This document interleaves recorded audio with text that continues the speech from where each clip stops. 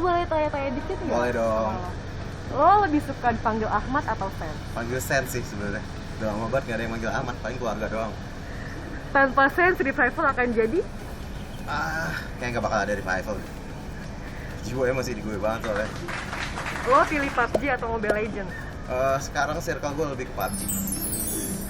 Ranger Emas atau Cornet? Ranger Emas atau Cornet? Cornet udah gak di revival sih, jadi Ranger Emas aja. Siapa caster yang paling nyebelin buat lo? Caster yang paling nyebelin buat gue Cornet kali ya. Kangen gue tapi sebenarnya. Kalau caster yang paling ngangenin siapa? Caster paling ngangenin KB kali ya, soalnya dia lucu. Ngobrolnya nyambung.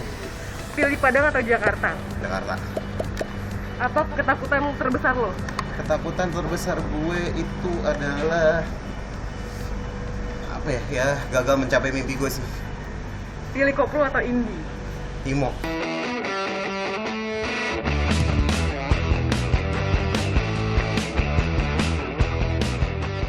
Kapan lo terakhir nangis?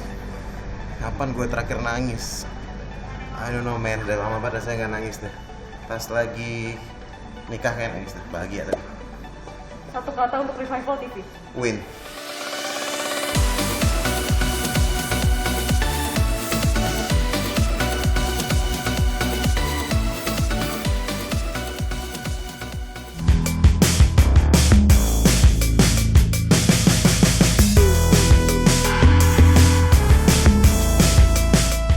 Perkenalkan, nama gue Ahmad Chandi, tapi gue lebih dikenal dengan Sense. Gue CEO dari Revival TV, one stop solution for esports Indonesia. Dari gue kecil banget, gue emang demen banget main segala game konsol. Bahkan gue inget banget dulu gue sempet pas SD itu jualan cheat GTA. Gue ngeprintin dari internet, gue ngejualin kertas-kertasan cheat GTA itu ke temen-temen.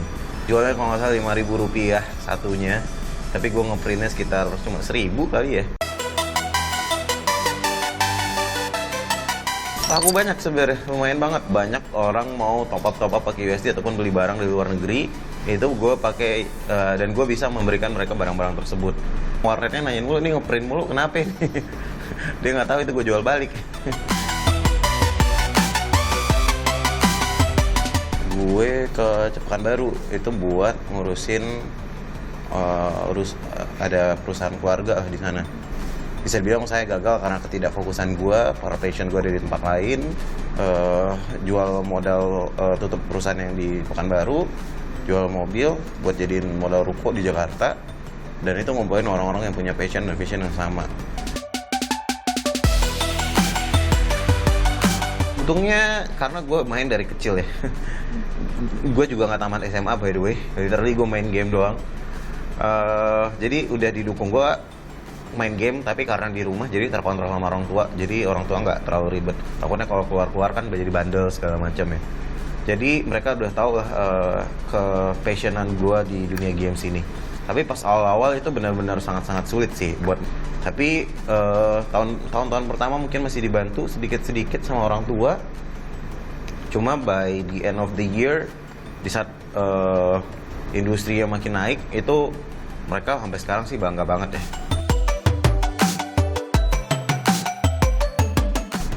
Dari 2016 di Jakarta itu benar-benar belum punya kendaraan, kemana-mana naik kendaraan umum. Terus, meetingnya penuh banget, benar-benar berusaha. Saya jadi semua job di Revival TV saya udah pernah cobain. Jadi jurnalis e-sports, saya datang ke press conference gitu-gitu, jadi nulis artikel, shortcaster, ngelit tim broadcast, ngelit talent dan segala macam ya. Dan itu menurut gue salah satu yang kritikal juga sih, karena yang punya talent seperti itu juga nggak ada, susah nyarinya pada waktu itu. Jadi sambil belajar, sambil ngebangun, dan sekarang bisa ngelit perusahaan karena udah pernah di posisi itu juga sih. Dari modal jual mobil waktu itu sih, karena semuanya nggak ada yang digaji dan kita masak lah di rumah. Semuanya nggak ada yang digaji, kita masak, kita makan benar-benar hemat banget sih waktu itu. Sebenarnya pemasukan dikit-dikit ada, kayak artikel dibayar, tapi itu benar-benar minimum lah. Bahkan kalaupun ada, kalau bagi-bagi duit itu paling cuma 500.000 per orang kita bagi-bagi waktu itu. Fun fact, pas gue jual mobil itu kita cuma berlima doang di Jakarta buat sewa ruko kan. Dan itu cuma berlima doang awalnya Revival. dan nggak ada semuanya KTP Jakarta. Jadi kita benar-benar anak muda, satu visi satu mimpi buat gedein e-sports. Kesulitan bahkan sampai sekarang adalah manpower sih, talent. Banyak yang punya passion, itu one thing pasti. Tapi orang-orang yang punya pengalaman tentang e-sports itu di atas 5 tahun bahkan sampai sekarang itu bisa dihitung dengan jari. Karena industrinya baru kan. Dan gue nggak bisa expect hire orang at least at this stage. Mungkin ada posisi-posisi yang bisa kita dapatkan dari yang fresh graduate ataupun orang-orang baru masuk ke dunia e-sports. Tapi kalau kita butuh expertise yang lebih tinggi lagi, mereka kita mau cari senior itu udah pasti hampir gak ada. Kalaupun ada udah kerja di tempat lain. Kalau untuk sisanya paling makin tahun sebenarnya makin bagus. Kalau awal-awal pasti yakinin investor. Gue nyari sampai 70 investor itu susah banget, nggak ada yang percaya sama e-sports pada zamannya. Sampai sekarang pun masih ada beberapa yang masih sedikit pesimis padahal dengan angka yang udah lebih gede. Terus nyari sponsorship juga masih susah pada awal-awalnya karena yang dia numbernya nggak sebagus sekarang. Tapi in the end it's doing well sampai sekarang karena banyak pejuang-pejuang e-sports di luar sana yang masih memperjuangkan e-sports di luar Revival TV. Kalian semua keren. Jadi gue ikutan beberapa conference buat cari investor gitu, ada namanya event-event networking yang bisa ngomong sama investor. Dan mostly akhirnya nggak ada yang setuju satupun, nggak ada yang puas sih. Sampai gue di approach sendiri sama ada investor dari China yang punya perusahaan di Indonesia. Kebetulan mereka itu punya perusahaan gaming di China. Dan itu adalah investor pertama gue. Dengan gue berantakan banget ngomongnya masih dulu dan presentasi asal-asalan, dan mereka yang percaya banget. Gak cuma percaya sih, tapi mereka juga ngebentuk gue dari gamers menjadi entrepreneur.